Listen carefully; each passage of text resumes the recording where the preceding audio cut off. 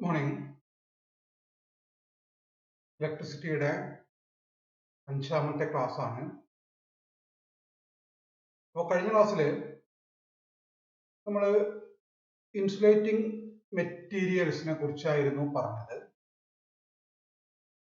അപ്പോൾ അതിൽ കുറച്ചുകൂടി നമുക്ക് മെറ്റീരിയൽസിനെ പറ്റി പറയാനുണ്ട്.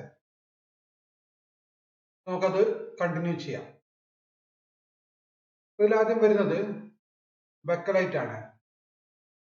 ഈ ബെക്കലൈറ്റ് എന്ന് പറഞ്ഞാൽ നമുക്ക് മോൾഡ് ചെയ്യാൻ പറ്റുന്ന ഒരു മെറ്റീരിയൽ ആണ്. Can be moulded to any shape. നമുക്ക് ആവശ്യമുള്ള രൂപത്തിലേക്ക് ഇതിനെ നമുക്ക് മാറ്റിയെടുക്കാൻ പറ്റും. പിന്നെ it is heat resistant and high insulating power ഉള്ളതാണ്. It will not absorb oil or moisture. അപ്പോൾ എന്താണെന്ന് വെച്ച് കഴിഞ്ഞാൽ അത് ഓയിലോ അല്ലെങ്കിൽ തണുപ്പോ ഒന്നും അതിൻ്റെ ഉള്ളിലേക്ക് കയറില്ല. ഇത് സ്വിച്ചുകൾ ഉണ്ടാക്കാൻ, സ്വിച്ചിന്റെ കേസുകൾ ഉണ്ടാക്കാൻ, പ്ലഗുകൾ, ഹോൾഡേഴ്സ്, റെഗുലേറ്റേഴ്സ് തുടങ്ങിയ എല്ലാം ഉണ്ടാക്കാൻ വേണ്ടിയിട്ട് ഉപയോഗിക്കുന്നതാണ് ബെക്കലൈറ്റ്. പിന്നെ വരുന്ന റബ്ബർ, നമ്മൾ വയറിൽ ഉപയോഗിക്കുന്നതാണ് rubber. It has high insulating properties. It is used mainly on lighting cables and for flexible cables. നമ്മുടെ വീട്ടിലത്തെ വയറിങ്ങിന്, അങ്ങനത്തെ വയറിങ്ങിനെല്ലാം ഏറ്റവും കൂടുതൽ ഇൻസുലേറ്റിംഗ് മെറ്റീരിയൽ ആയിട്ട് ഉപയോഗിക്കുന്നത് റബ്ബറാണ്. റബ്ബറിന്റെ പല ഫോമുകൾ. ഇത് deteriorates gradually when exposed to atmosphere. കാരണം റബ്ബർ അന്തരീക്ഷത്തിൽ കുറെ കഴിയുമ്പോൾ അതിന് ജീർണിച്ചു പോകാൻ അല്ലെങ്കിൽ ദ്രവിച്ചു പോകാനുള്ള ഒരു സ്വഭാവമുണ്ട്. അപ്പോൾ റബ്ബർ മാറ്റിയിട്ട് ഇപ്പം വേറെ മെറ്റീരിയൽസ് വരികയാണ്. Rubber is being replaced now by elastic plastic such as PVC or polyurethane which can resist alkalis, acids and minerals. അതായത് ഇപ്പൊ റബ്ബറിനെ നമ്മൾ റീപ്ലേസ് ചെയ്ത് കൂടുതലായിട്ട് ഉപയോഗിക്കുന്നത് PVC ആണ്, പോളിവിനൈൽ ക്ലോറൈഡ് അല്ലെങ്കിൽ പോളിയുറേത്തീൻ. നിങ്ങൾ കണ്ടിട്ടുണ്ടാവും പരസ്യങ്ങളൊക്കെ PVC കോട്ടഡ് എന്ന്. കോപ്പറിന്റെ മുകളിൽ PVC കോട്ടിങ് കൊടുത്തിട്ടാണ് ഇപ്പോൾ നമ്മൾ കൂടുതലായിട്ട് നമ്മളെ വീടുകളിലേക്ക് ആവശ്യമായ വയറിങ്ങിനൊക്കെ ഉള്ള കേബിൾസ് എല്ലാം ഉണ്ടാക്കുന്നത്. പിന്നെ വരുന്നത് ebonite or vulcanite. Ebonite or vulcanite is vulcanised rubber. റബ്ബറിനെ വൾക്കനൈസ് ചെയ്യുന്നതാണ് നമ്മൾ എബണൈറ്റ് അല്ലെ വൾക്കനൈസ്ഡ് റബ്ബർ എന്ന് പറയുന്നത്. Containing about 30% to 50% of sulphur. Sulphur add ചെയ്തിട്ടാണ് നമ്മൾ വൾക്കനൈസേഷൻ എന്നുള്ള പ്രോസസ് ചെയ്യുക, ഹാർഡ് ആക്കാനുള്ള. And subjected to a prolonged heating at 150 degree centigrade. The material is hard and can be molded into different shapes. ഇത് hard ആണ്. അപ്പൊ നമുക്കിതിനെ പല രൂപങ്ങളിലേക്ക് മാറ്റിയെടുക്കാൻ കഴിയും. Ebonite. It is less affected by chemicals and moisture. കെമിക്കൽസിനും അന്തരീക്ഷത്തിലെ ഈർപ്പത്തിനും ഒക്കെ വളരെ കുറഞ്ഞ ഒരു എഫക്റ്റ് അതിൽ ഉണ്ടാക്കുള്ളൂ. It is used for making containers of lead acid batteries. ബാറ്ററിയുടെ കണ്ടെയ്നേഴ്സ് ഉണ്ടാക്കാൻ ഉപയോഗിക്കുന്നുണ്ട്. Then cases for instruments and switch gears. ഇൻസ്ട്രുമെന്റ്സിന്റെ ഒക്കെ കേസുകൾ ഉണ്ടാക്കാൻ എബണൈറ്റ് ഉപയോഗിക്കും. Then terminal place and low voltage panel boards, അങ്ങനെയുള്ള കുറെ ഇതാണ്. പിന്നെ ഇതിന്റെ കണ്ടീഷൻ എന്താണെന്ന് വെച്ച് കഴിഞ്ഞാൽ it should not be subjected to heat. കൂടുതൽ ഹീറ്റുള്ള സ്ഥലങ്ങളിൽ നമുക്ക് ഉപയോഗിക്കാൻ പറ്റില്ല. ഓക്കെ. ഇനി അടുത്തത്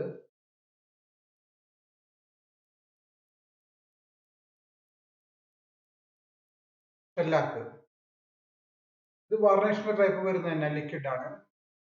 it's a good varnish which is used to improve the insulation and moisture resisting properties of paper, cloth, wood etcetera. എന്ന് പറഞ്ഞാൽ നമ്മൾ ഈ പേപ്പറൊക്കെ അല്ലെങ്കിൽ പിന്നെ ക്ലോത്ത് ഒക്കെ ഉപയോഗിക്കുമ്പോൾ ഇതിന്റെ മുകളിൽ പുരട്ടാൻ വേണ്ടിയിട്ടാണ് ഷെല്ലാക്ക് ഉപയോഗിക്കുക. നമ്മൾ ഈ വൈൻഡിങ്ങിലൊക്കെ ചെയ്യുന്നതാണ്. ഇനാമൽ പിന്നെ വരുന്നത്, ഇനാമലും അതേപോലെ തന്നെയാണ്. നമ്മൾ ഈ വൈൻഡിങ് കേബിൾസിന്റെ ഒക്കെ ഇൻസുലേഷൻ വേണ്ടിയാണ് ഇനാമൽസ് ഉപയോഗിക്കുക. പിന്നെ വരുന്നത് PCP, polychloropropilen. It's a plastic material used for insulation of cables. കേബിളുകളുടെ ഇൻസുലേഷൻ ഉപയോഗിക്കുന്നതാണ്. It is resistant to oil and petrol. It can be used in conditions of exposure to sulfur, fumes, steams, ammonia, lactic acid, that sunlight. അതായത് നമ്മൾ cables ഇങ്ങനെ exposure വരുന്നത് അതിനൊക്കെ ഉപയോഗിക്കുന്നതാണ് ഈ PCP. പിന്നെ സിലിക്ക വരുന്നുണ്ട്, ക്വാർട്സ് അല്ലെങ്കിൽ silica. A good insulator as it has very low temperature coefficient of expansion. It does not crack when sudden variations in temperature. It is used for pyrometer strength, for heating elements, sparking plugs, etc. അതായത് പൈറോമീറ്റേഴ്സിൽ, spark പ്ലഗിൽ ഇവിടെയൊക്കെയാണ് നമ്മൾ silica ഉപയോഗിക്കുന്നത്. പിന്നെ porcelain material ഉണ്ട്. Porcelain is not so brittle as glass and is very widely used for carrying wire conductors, for making fuse carriers and other electrical fittings. അതായത് ഈ over lines, നമ്മൾ current കൊണ്ടുപോകുന്ന ലൈൻസിൽ പോസ്റ്റിന്റെ മുകളിൽ കാണുന്ന ഇൻസുലേറ്റർ, ഈ കേബിള് നമ്മൾ അലുമിനിയത്തിന്റെ ആ കേബിള് നമ്മൾ ടൈറ്റ് ചെയ്യുന്ന ആ ഇൻസുലേറ്റർ ഒക്കെ ഉണ്ടാക്കാൻ ഉപയോഗിക്കുന്ന മെറ്റീരിയലാണ് ഈ പോർസലിൻ എന്നുള്ളത്. ഇതൊക്കെയാണ് നമുക്ക് മെയിൻ ആയിട്ട് വരുന്ന ഇൻസുലേറ്റിംഗ് മെറ്റീരിയൽസ്. ഓരോന്നും എന്തിനൊക്കെയാണ് ഉപയോഗിക്കുന്നത് എന്നുള്ളതിന്റെ ഒരു ഐഡിയ നിങ്ങൾക്ക് വേണം. കാരണം ചിലപ്പോൾ അങ്ങനെ ചോദിക്കാറുണ്ട്, ചില പർപ്പസുകൾക്ക് ഉപയോഗിക്കുന്ന ഇൻസുലേറ്റേഴ്സ് ഏതൊക്കെയാണ് എന്നുള്ള രീതിയിലൊക്കെ ചോദ്യങ്ങൾ വരാറുണ്ട്. അപ്പോൾ അത് ഓർത്ത് വെക്കണം. ഇനി നമുക്ക് കണക്ഷൻസ് ആണ്. ഈ കറണ്ടിന്റെ കണക്ഷൻസ് രണ്ട് രീതിയിൽ വരും, സീരീസും പാരലലും. അത് നിങ്ങൾ ചെറിയ ക്ലാസ്സുകളിൽ പഠിക്കുന്നതാണ്. അപ്പോൾ ആദ്യം വരുന്ന സീരീസ് കണക്ഷൻ ആണ്. The total resistance is equal in the sum of all resistances. In a series connection, the end of first load is connected to the beginning of the second load, and all loads are connected to the end. എന്ന് പറഞ്ഞാൽ അവിടെ നോക്കിയാൽ കാണാം, നമ്മൾ ഇവിടുന്ന് connection പോവാണ്. എന്നിട്ട് ഇതിന്റെ എൻഡ് എടുത്തിട്ട് നമ്മൾ ഇവിടുത്തെ ബിഗിനിങ് കൊടുക്കും. എന്നിട്ട് ഇതിന്റെ എൻഡ് എടുത്തിട്ട് നമ്മൾ മെയിനിലേക്ക് കൊടുക്കും. ഇവിടെ അതേപോലെ തന്നെ നമ്മൾ ഈ രീതിയിലുള്ള കണക്ഷൻസ്. പിന്നെ കണ്ടിന്യൂസ് ആയിട്ട് ഇതിന്റെ എൻഡ് എടുത്തിട്ട് അടുത്തതിന്റെ ബിഗിനിങ് കൊടുക്കുക. അതാണ് സീരീസ് കണക്ഷൻ എന്ന് പറയുന്നത്. ഇതിന്റെ പ്രത്യേകത എന്താണെന്ന് വെച്ച് കഴിഞ്ഞാൽ, ഇതിന്റെ features, the same current flows through all the loads. എല്ലാ ലോഡിലൂടെയും കൂടി ഒരേ കറണ്ട് തന്നെ ആയിരിക്കും, ഒരേ എമൗണ്ട് കറണ്ട് തന്നെ ആയിരിക്കും ഫ്ലോ ചെയ്യുക, ഒരേ ആംപിയർ തന്നെ. The voltage across each load is proportional to the resistance of the load. അതായത് ഓരോ ലോഡിലുള്ള വോൾട്ടേജ് ഇതിന്റെ റെസിസ്റ്റൻസിന് പ്രൊപ്പോർഷണൽ ആയിരിക്കും. The sum of the voltages across each load is equal to the applied voltage. Voltage എല്ലാം കൂടി കൂട്ടിക്കഴിഞ്ഞാൽ നമുക്ക് applied voltage കിട്ടും. The total resistance is equal to the sum of all the resistances. Total ആയിട്ട് വരുന്ന resistance എന്ന് പറഞ്ഞാൽ ഇതെല്ലാം കൂടി ആഡ് ചെയ്യുന്നതായിരിക്കും. അപ്പോൾ ഇതിൽ വരുന്നത് കറണ്ട് തുല്യമായിരിക്കും എല്ലാ സ്ഥലത്തും. I is equal to I1 is equal to I2. അതായത് ഈ ഓരോന്നിലും വരുന്ന കറണ്ട് എല്ലാം തുല്യമായിരിക്കും.